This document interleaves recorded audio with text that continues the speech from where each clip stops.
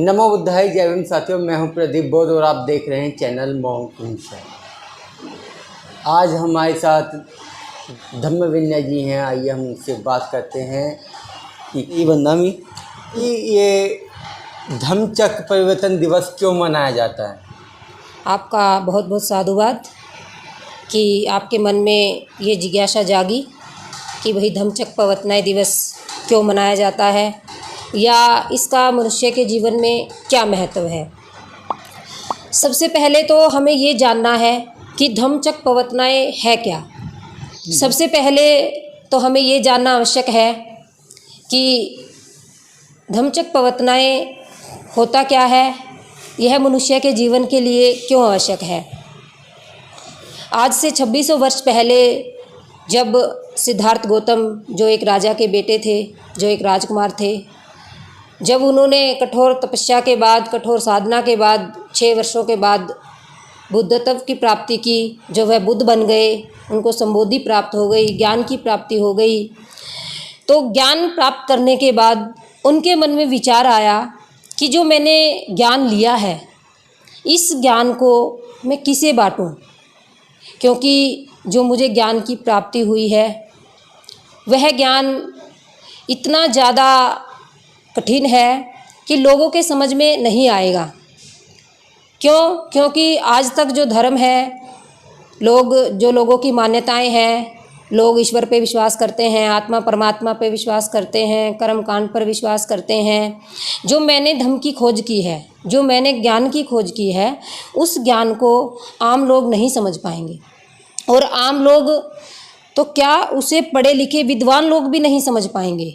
वह इतना सूक्ष्म धम्म है। तो बुद्ध के मन में यह श्रृंखला विचारों की चल रही थी। तभी उस समय में बहुत ही ज्ञानी और भी सन्यासी होते थे, और भी जो थे ध्यान लगाते थे, जो ध्यान के मार्ग पे चलते थे।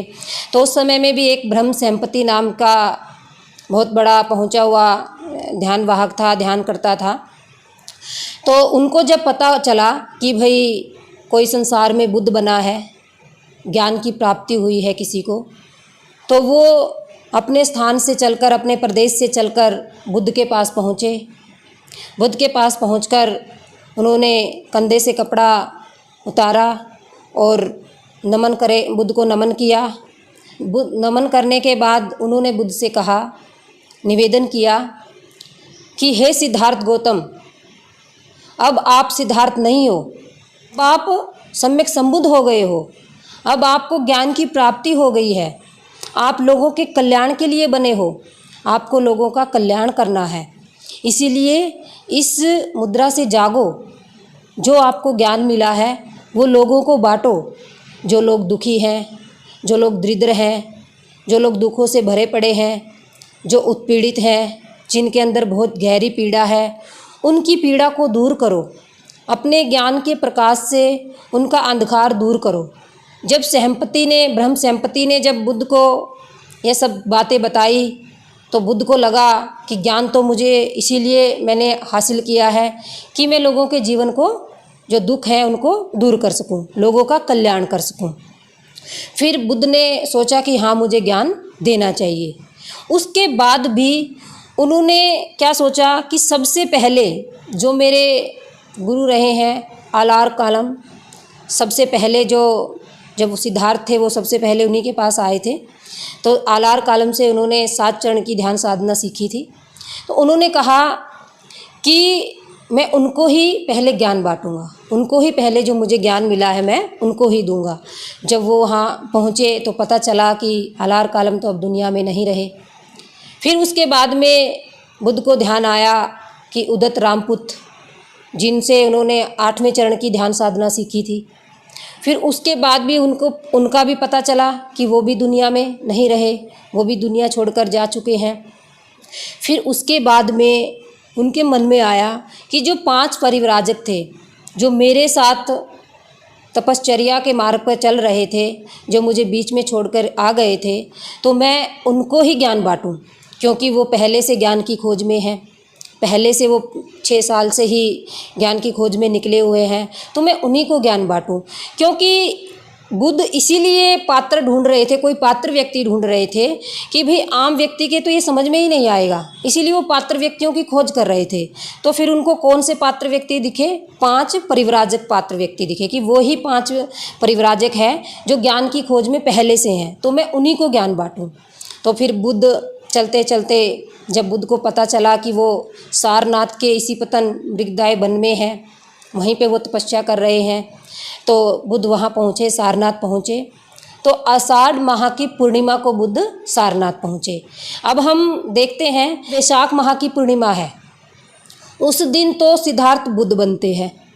आषाढ़ माह की पूर्णिमा वैशाख माह की पूर्णिमा को सिद्धार्थ बुद्ध बनते हैं और 2 महीने का बीच आएगा। वैशाख माह से आषाढ़ माह में 2 महीने होते हैं। तो आषाढ़ माह की पूर्णिमा को जो बुद्ध हैं वो सारनाथ पहुंचते हैं। तो जो आषाढ़ माह की पूर्णिमा है यह इसीलिए महत्वपूर्ण है कि इस दिन बुद्ध ने 5 परिव्राजकों को ज्ञान दिया। ज्ञान क्या दिया? उन्होंने कहा, जब वो वहाँ पहुँचे सारनाथ में, 5 परिव्राजक मिले, उनसे उन्होंने पूछा कि भाई आप लोग 6 साल से तपश्चर्या का मार्ग अपनाए हुए हो, 6 साल से आप लोग काया क्लेश में हो, आप लोगों ने किस उद्देश्य से इस तपश्चर्या के मार्ग को अपनाया है? क्या उद्देश्य है आप लोगों का? तो उन परिव्राजकों का उत्तर था कि हमें तो कोई ज्ञात नहीं है कि क्या उद्देश्य है। फिर बुद्ध ने कहा कि जो मैंने ज्ञान लिया है, मुझे ज्ञान की जो प्राप्ति हुई है, जो मुझे संबोधि प्राप्त हुई है, वह ज्ञान बहुत अद्भुत है। उसमें कोई कर्मकांड नहीं है, कोई आत्मा परमात्मा नहीं है, कोई स्वर्ग नरक नहीं है, कोई ईश्वर की प्राप्ति नहीं है। उसमें क्या है? मेरे धम्म का एक पहला आधार तत्व है कि मेरे धम्म का केंद्र बिंदु मनुष्य है। एक मनुष्य का दूसरे मनुष्य के साथ अच्छा संबंध होना ही धम्म है।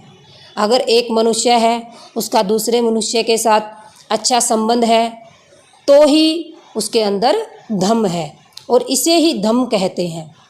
दूसरा मेरे धम्म का आधार तत्व है कि दुनिया में दुख है और जो दुख है उस दुख का कोई ना कोई कारण है। किसी भी कारण के बिना कोई दुख नहीं होता है और जो कारण है उसका कोई ना कोई निवारण है। और जो निवारण है, निवारण कैसे होगा? कि किसी ना किसी मार्ग पर चलने से निवारण होगा।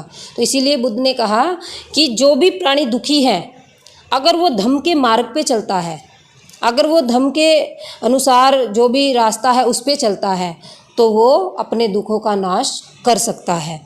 अब बुद्ध ने कौन सा बताया कि कौन सा है धम्म का मार्ग? फिर उनकी परिव्राजकों की इच्छा हुई कि भी आपका उद्देश्य तो आपने बता दिया कि दुखी लोगों का कल्याण करना, एक व्यक्ति का दूसरे व्यक्ति के साथ अच्छा संबंध का होना, लेकिन आपका धम्म है क्या? फिर बुद्ध ने कहा कि मेरा धम्म पहला क्या है कि पवित्रता का पथ, निर्मलता का पथ। जो व्यक्ति व्यक्तिगत जिसके अंदर निर्मलता है, जो व्यक्ति निर्मल है, जिसका मन निर्मल है, वही व्यक्ति समाज में काम कर सकता है। अब पवित्रता का पथ क्या है कि भाई पवित्रता के पथ में 5 बातें आती हैं जो हम 5 शील बोलते हैं। बुद्ध ने पवित्रता के पथ में 5 बातें बताई कि भी आप 5 शीलों का पालन करो। 5 शील कौन कौन से हैं? पाणातिपाता वेरमणि सिक्खापदं समादियामि, कि भी मैं प्राणी हिंसा नहीं करूँगा। दूसरा, अदन दाना वेरमणि सिक्खापदं समादियामि, कि मैं किसी की प्रकार की चोरी नहीं करूँगा या नहीं करूँगी। और तीसरा है कामेषु इच्छाचारा वेरमणि सिक्खापदं समादियामि, कि मैं कोई भी ऐसा गलत कार्य नहीं करूँगा या नहीं करूँगी जिससे मेरे जीवन में दुख आए। चौथा है मूसावादा वेरमणि सिक्खापदं समादियामि, कि मैं झूठ नहीं बोलूँगा या नहीं बोलूँगी, चुगली निंदा नहीं करूँगा या नहीं करूँगी। और 5वां है सुरा मेरिय मज्ज पमाद ठाना वेरमणि सिक्खापदं समादियामि, कि मैं किसी भी प्रकार का नशा नहीं करूँगा या नहीं करूँगी। तो जो पवित्रता का पथ है उसमें 5 शील आते हैं। दूसरा बुद्ध ने बताया कि धम्म परायणता का पथ, धम्म परायणता के पथ में अष्टांगिक मार्ग आता है। अष्टांगिक मार्ग में भी 8 बातें हैं। 8 बातों में पहले 3 पॉइंट है प्रज्ञा, शील, समाधि। उसमें 8 बातें यही है कि भाई अगर हमारी सम्यक दृष्टि है, अगर हम ठीक ठीक देखते हैं तो हम दुखों का नाश कर सकते हैं। पहला है सम्यक दृष्टि, दूसरा है सम्यक संकल्प, तीसरा है सम्यक वाणी, सम्यक व्यायाम, सम्यक स्मृति, सम्यक आजीविका और सम्यक समाधि। तो अगर हम इन अष्टांगिक मार्ग का पालन करेंगे तो हम अपने जीवन में सुखी हो सकते हैं। तीसरा बुद्ध ने बताया शील पथ। शील पथ क्या है कि 10 पारमिताएं, जो हमारी 10 पारमिताएं होती है वो शील पथ में आती है। अब 10 पारमिताएं कौन कौन सी है? जैसे पहला है दान, शील, नेष्क्रम, नेकम भी कह देते हैं इसे, प्रज्ञा, वीर्य, खंति, सत्य, अधिष्ठान, मैत्ता और उपेक्षा। अब ये जो 5 शील है, अष्टांगिक मार्ग है और 10 पारमिताएं हैं, यह व्यक्ति के जीवन के लिए बहुत ही उपयोगी है। और यही बुद्ध ने अपने प्रथम धम्मोपदेश में 5 परिव्राजकों को बताया था। अब जो भी व्यक्ति इन तीनों चीज़ों पर चलता है, पंचशीलों पर चलता है, अष्टांगिक मार्ग पर चलता है, 10 पारमिताओं का पालन करता है, वह अपने जीवन में सुखी रहता है। और इसे ही धम्मचक्र प्रवर्तनाएं कहा जाता है। धम्मचक्र प्रवर्तनाएं, धम्म को गतिमान करना। उस दिन बुद्ध ने धम्म को गतिमान किया। धम्म चक्र है जो, उसमें 24 तिल्लियाँ होती हैं। 24 तिल्लियों का मतलब होता है कि व्यक्ति का जीवन 24 पल, व्यक्ति के जीवन जैसे 24 पल होते हैं, 24 घंटे होते हैं, 24 पल हम व्यर्थ ना गवाएं। एक भी पल हमारा व्यर्थ नहीं जाना चाहिए। 24 पल हम व्यस्त रहें, अपना काम करें, अपने आप को आगे बढ़ाएं, ज्ञान को अर्जित करें, तो एक भी पल हमारे जीवन का व्यर्थ नहीं जाना चाहिए। इसीलिए इसे धम्म चक्र प्रवर्तनाएं कहा जाता है। तो बहुत बहुत साधुवाद सभी उपासक उपासिकाओं का, धन्यवाद। साथियों, आप कुछ भी इसी विषय के बारे में जानकारी चाहते हैं तो कमेंट बॉक्स में ज़रूर लिखें और हमारे चैनल को सब्सक्राइब करें, शेयर करें इस वीडियो को ज़्यादा से ज़्यादा, क्योंकि यह चैनल सिर्फ धर्म के प्रचार प्रसार के लिए बनाया गया है। नमो बुद्धाय, जय गुरु।